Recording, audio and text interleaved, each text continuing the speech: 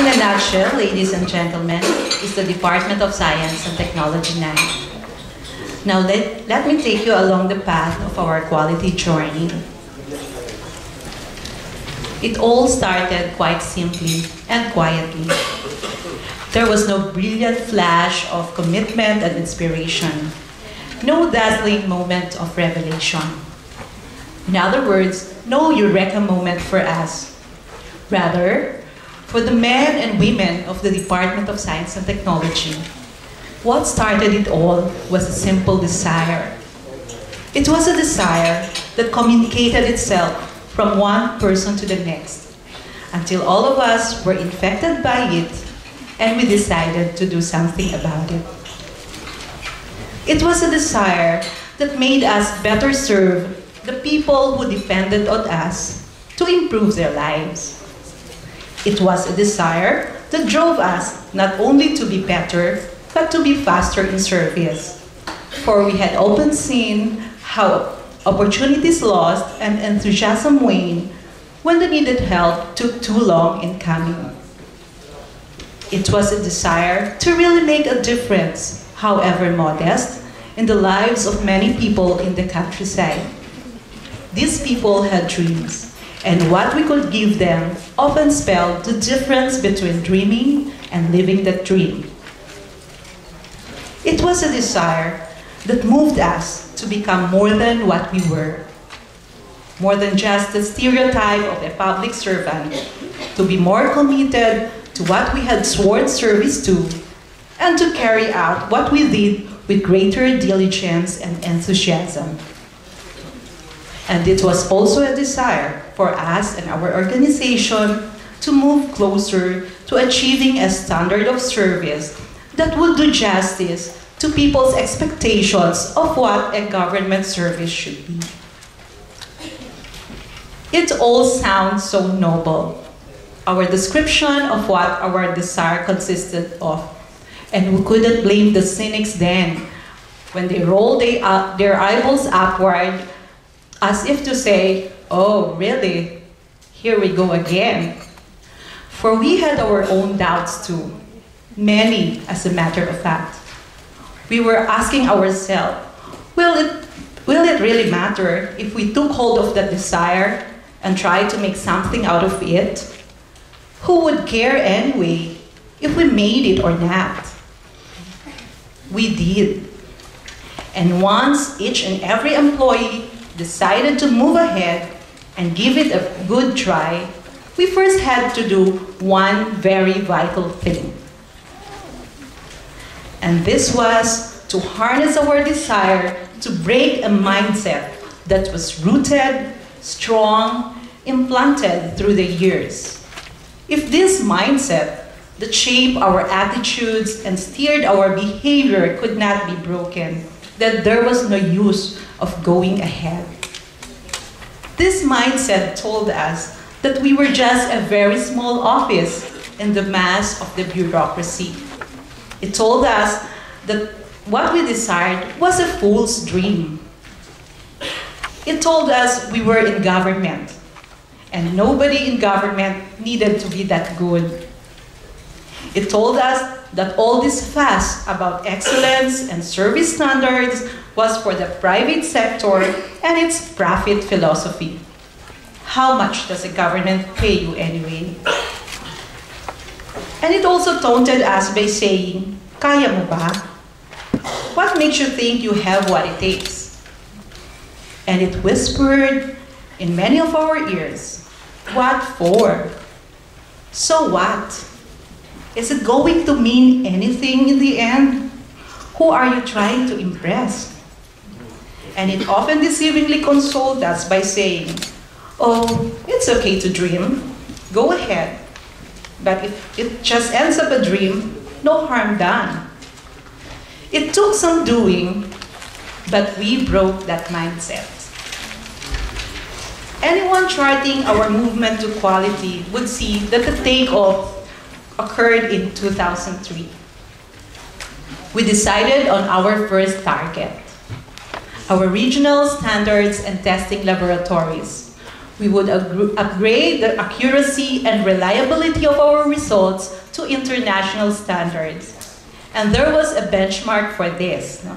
The International Organization for Standardization for Laboratory Competence, or the ISO 17025.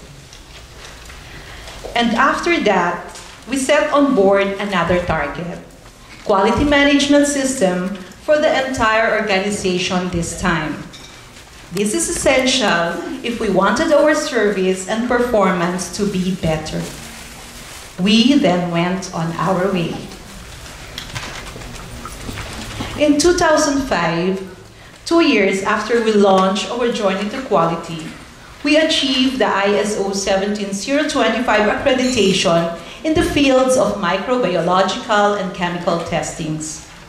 2 years later, in 2007, we moved on our quality management system target, hitting it a year later in 2008 with the ISO 9001 certification and becoming the first DOST regional office in the country to post such an achievement. We later moved up to the ISO 9001-2008 version for the quality management system. In the same year, in 2011, our metrology laboratory acquired the ISO 17025 accreditation in the field of calibration. We saw what we could do if we set our minds to it. We saw the impact of this on our customers. Better service gave better results. And beyond the ISO horizon, we continued searching for new frontiers of achieving quality service and found ourselves steering towards the framework of the Philippine Quality Award, which offered a fresh and challenging perspective for improving ourselves. We aligned the components of our management systems to the PQA framework starting in 2010. Early this year, our efforts were rewarded with the PQA Level 1 recognition for commitment to quality, the most rewarding and gratifying achievement so far. In recent years, many have asked what drove us towards the journey to quality. Looking back, we can list 6 answers, especially applicable to our PQA journey.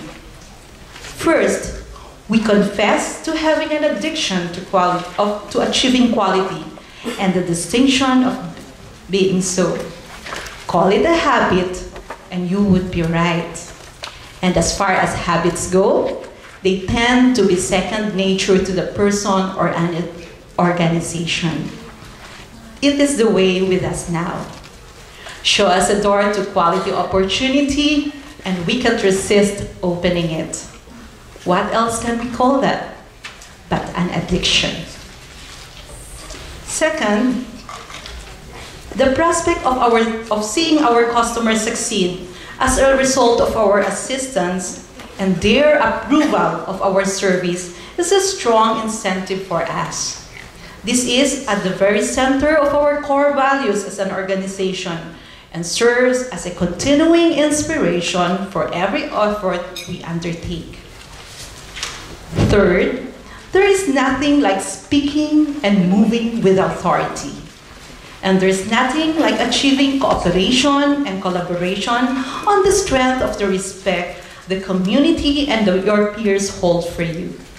For us, achieving new milestone in quality means improving our credentials and bolstering our authority in putting science and technology to work for the people of Zamboanga Peninsula. Fourth, what we achieve, what we attain in our quest for quality goes a long way towards helping government redeem a public image that is often tarnished by the stigma of corruption, failure, and indifference. Our contribution may be modest, but what successes we master can help the public see that there is a government that cares and a government that does something about their needs. Fifth, for a quality junkie like DOST IX, learning from the best in class is too good an opportunity to let slip by. The PQA offered us this opportunity. We could not let it pass. And finally, organizational leadership always inspired, encouraged, guided, and held us true to our course. It provided much of the spark, much of the stamina needed, and much of the answers we sought to question as we journeyed. Let it be enough to say that without strong leadership, we would not be where we are today. Ladies and gentlemen, when we sized ourselves up for the PQA, we knew that we have to bring something of value to the measuring table.